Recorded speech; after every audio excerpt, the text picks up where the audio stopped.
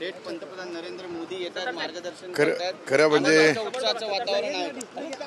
खरं म्हणजे देशाचे पंतप्रधान महोदय पहिल्यांदा कोणत्या तरी राज्याच्या आमदारांशी संवाद साधण्यासाठी त्यांचा मार्गदर्शन होणार आहे आणि त्या मार्गदर्शनाचा लाभ सन्माननीय एकनाथ शिंदे साहेबांनी रात्री आमची मीटिंग घेतली आणि त्यानुसार आज आम्ही हजर झालो. सर, तुम्ही एक वक्तव्य केलेलं सिल्लोडमधून की राज्यातलं राजकारण असं होत आहे की पुढच्या वेळेस तुम्ही बस राहणार नाही. मी सिल्लोड विधानसभेत पुढच्या वेळेस उभा राहणार नाही हे मी आताही बोलू लागलो आणि सिल्लोड विधानसभा मी आता लढणार नाही.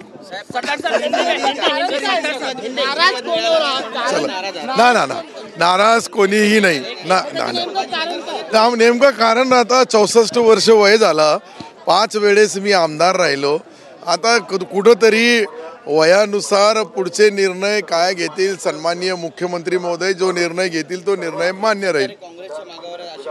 नाही असा कोणताही, मी एकनाथ शिंदे साहेबांच्या मार्गावरच आहे आणि खुश आहे.